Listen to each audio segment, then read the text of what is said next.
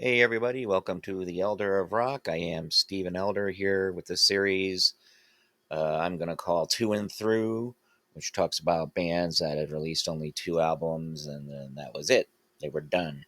So to start it off with, I'm going to talk about this band here, Drain STH. Um, and they were from Stockholm, Sweden, all female band, of course. And they were I think they put the STH on the end of the name because there's another band called Drain who had that name. So, whatever, to avoid confusion or lawsuits or whatever, they put the STH on, which stands for Stockholm, Sweden. The band consisted of Maria Jean, I'm going to butcher these names, so forgive me, Jean Holm, lead vocals, Flavia Canel on guitar, Anna Kjellberg on bass, and Martin Naxien on drums and backing vocals. So Drain formed basically out of the ashes of a couple of bands here that the members have been in. Um, Guitarist Flavia Canel and drummer Martina Axin have been together in many acts, starting with a punk band called Live in Sacrifice. But this act progressed into a hard rock vein. And then that band evolved into Aphrodite with Axion and Canel, vocalist Malene Ekholm, and guitarist Maria Mia Landberg, and bassist Marion Hall. But they folded upon, I guess, the vocalist's departure in 1990. And then Axon and Canel and Anna Kay formed a new band called Ragdoll, and that included a vocalist named Annie Gutta. And then I guess I guess Gutta's departed, Axa Canal and Anna Kay joined forces with former Necro Nancy guitarist turned vocalist Maria Jonion. And she was, of course, later married to Black Sabbath guitarist Tony Iommi. They changed the name to Drain and they signed a deal with NVG Records in 1994. And then for the American market, the band was known as Drain STH.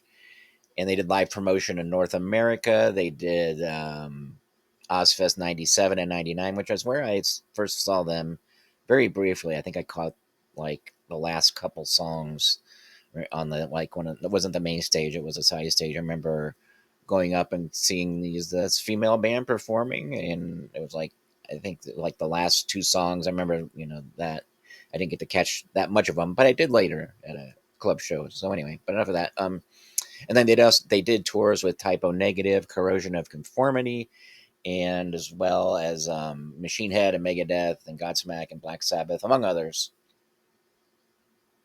And then on the album Freaks of Nature, uh, they had the inclusion of a track called Black, which was co-written by Tony Iommi. And then in Metal Edge magazine, they rated them the 1999 Reader's Choice Award for Female Performers of the Year and Most Underrated Band. So that's a little history about them. So let's talk about the albums here. The first album here is called Horror Wrestling.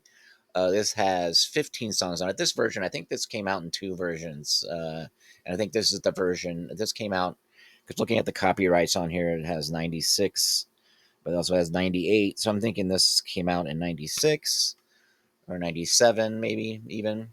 And, but this added some extra tracks on it, like it has an acoustic version of the song called "Serve the Shame," and it also has their version of "Ace of Spades," a really cool slowed down version.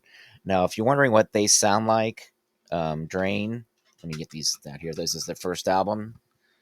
Picture of them there. There's the cover. And then you have some lyrics in here. What they reminded me, though, Drain, they reminded me a lot of a female Alice in Chains, that kind of sludgy, kind of slow, not slow, like totally slow, but slowed down, just chugging along kind of thing. But they also had the great vocals, uh, harmony vocals like Alice in Chains had with Jerry Cantrell and Lane Staley. I guess this would be Maria and the drummer Martina, as they're listed as the ones having contributing vocals.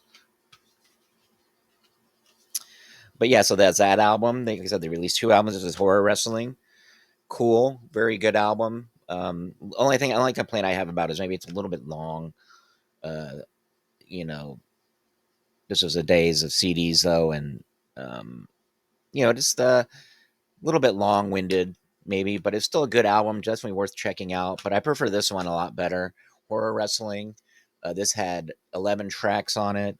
It has that song, like I said, Black. It was co-written by Tony Iommi. And here's that one.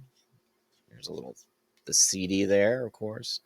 Um, Another picture of them. Some just some lyrics and stuff, and some pictures, some more cool pictures of them.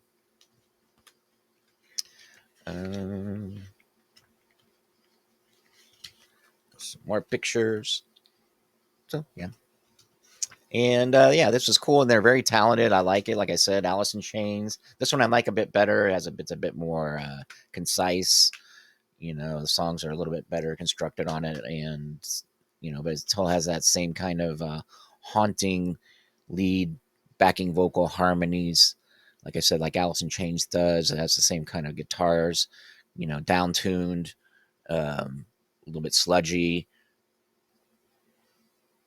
And then I got to see them. Like I said, I got to see them in a club here in Orlando. At the time, I think it was called the Sapphire Supper Club. I don't know if it's called the Social yet, but it's got to see them.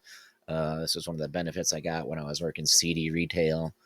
Got to go see them, check them out because I knew the rep of the record label they were on, or maybe it was something else. But one of the perks you got working CD retail in the '90s.